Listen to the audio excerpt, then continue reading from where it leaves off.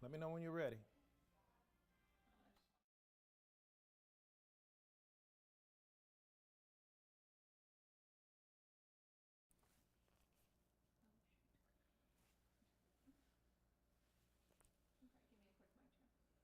Testing 1, 2, 3, 4, 5. We have been tracking the latest movement with the nasty nor'easter.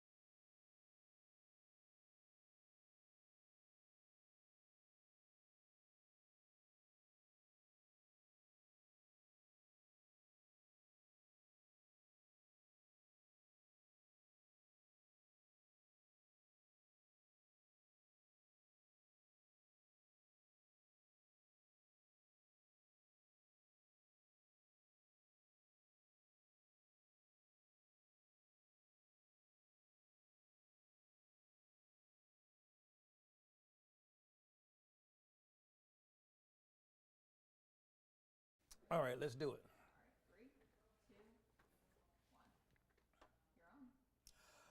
Good evening. I'm Chief Meteorologist Paul Williams. What we're doing right now, we want to update you on what's happening with our nasty nor'easter that's now raking its way across portions of the Delmarva Peninsula. And it's this L that's in the middle of your screen that's the main driving force on what we are dealing with right now. Now, in case you were wondering, that purple line you see, there's an occluded front. That's an overlapping of cold and warm air, and it's lifting more towards the north. So with this low, it's still creating some scattered showers, but our main concern at this point is really just dealing with the winds. As we zoom in a little bit tighter, you do pick up on the fact that we're looking at portions of over towards Seaford and towards portions of Dover, and we're seeing right now, right in this area that I'm pointing to you, we're seeing more in the way of embedded thunderstorms shading over towards East and Linkwood and over towards the most western portions of the peninsula. But we still have some leftover residual light to moderate spraying showers that's continuing to play more than just the role of a nuisance at this point. Here's a view of what's happening live right now outside. We still have conditions that's actually allowing for swirling winds and some very aggressive waves that's really continuing to hit the shore at this present time. This is what we're looking at from Lewis. You can see in the background what's happening with a lot of those winds and with those waves. But it's even more apparent as you go towards, let's say, the Boardwalk Plaza, and we can see that those winds are creating an opportunity for those waves to come in very aggressively. So, in summarizing and updating on the latest on what's happening right now, we have coastal flood warning that is in effect. Now that means we have flooding that's happening right now or that it's imminent throughout a good portion of the coast, and we're going to have an update on the different roads that are closed and the different things as it pertains to some of the school systems and what they're going to be doing in the next 24-hour period, because they had to augment their schedules as a result of this storm that's pushing through right now. And so we have the coastal flood warning. It's going to stay active at least until about 8 o'clock for this evening. Now, as we go to the south throughout portions of Edgewater Acres, for example, and more so over towards Worcester County, we have this concern at least until 6 o'clock. Whether it's going to be extended or not, we'll have to kind of wait and see. But we're not expecting the storm to get stronger. I believe that it's pretty much given us its best haymaker punch for the most part. But this residual aspect of it is giving us the gale wind warnings. Now, the thing about a gale wind warning that you want to keep in mind is that with gale wind warnings, we're talking about 40 to 45 mile per hour wind gusts. So that's gale wind warning. If it's beyond 45 miles per hour, then that's where it steps up and becomes a storm warning. We've got a few people that have been inquiring about what's the difference between the two. And so a lot of times our warnings and watches are dependent on the strength of the winds. Now, for example, right here, you see the small craft advisory, which you see often when we're covering a lot. The small craft advisory is indicating 25 mile per hour wind gusts, okay? So up towards Ocean View, we have 40 to 45 mile per hour winds, and then Ocean Pines, 25, giving you a delineation between the two. Now, some of the peak wind gusts, very impressive. We had, last night we tracked them, it was up to about 40, 45 mile per hour winds. Well, this is an update on what's happening with the latest impact the winds have had in our area. So we've had 57 mile per hour wind gusts recorded at Indian River Inlet, 55 miles per hour at South Bethany, 52 in Lewis, 48-mile-per-hour wind gusts has been reported out of Dewey Beach.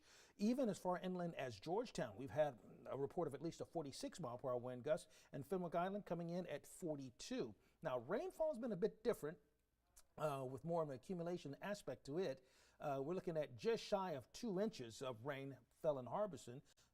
Stokely, 1.5, just over 1.5, over 1.25 in Dagsboro, over an inch in Ellendale, Georgetown, and just shy of an inch that's officially fallen right now in Lewis. When I show you this right here, we're looking at the current wave heights. Now, as I begin to point this out to you with my pointer here, I want you to take note of something. You see right here where it says 7 down towards Chincoteague? You see that? Well, actually, that's actually gone down from 8 the last time that we had our specialized report. It was initially at 8 feet, but now it's been downgraded to 7 feet. So it's actually getting progressively better.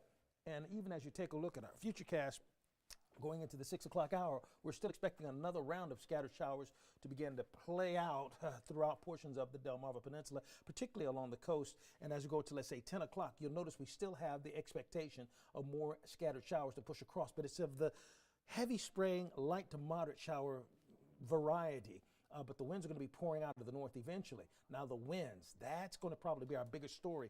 Look at those winds expected up towards Lewis, 36-mile-per-hour wind gusts at 7 o'clock for this evening. Just in case you're wondering where I'm referring to, let me go ahead and point that out for you just real quickly. You see right up here, right around here. See 36-mile-per-hour winds in Lewis, 30-mile-per-hour wind gusts expected at 7 o'clock in Rehoboth, 34-mile-per-hour wind gusts likely for us actually in Dewey Beach. Now, we are seeing that begin to rotate up to like 37-mile-per-hour winds in Dewey Beach, and that's by 11 o'clock for tonight. So we're looking at Dewey Beach 37, 27 for us in Ocean City, but right for Bethany Beach and Fenwick Island, we're still looking at between 25 to 32-mile-per-hour wind gusts, and then it becomes a concern at Dewey Beach at 37, and then they begin to subside a little bit more so for us by the time we get to Tuesday early in the morning, 6:30. So we're still going to have some residual effect of this nasty nor'easter as it sticks around. So in summary, for this evening, we are looking for high winds, coastal inundation, possible beach erosion. And then for Tuesday, we're still expecting breezy conditions with the nor'easter exit with morning showers, light to moderate showers. Worst case scenario, cloudy skies and late clearing.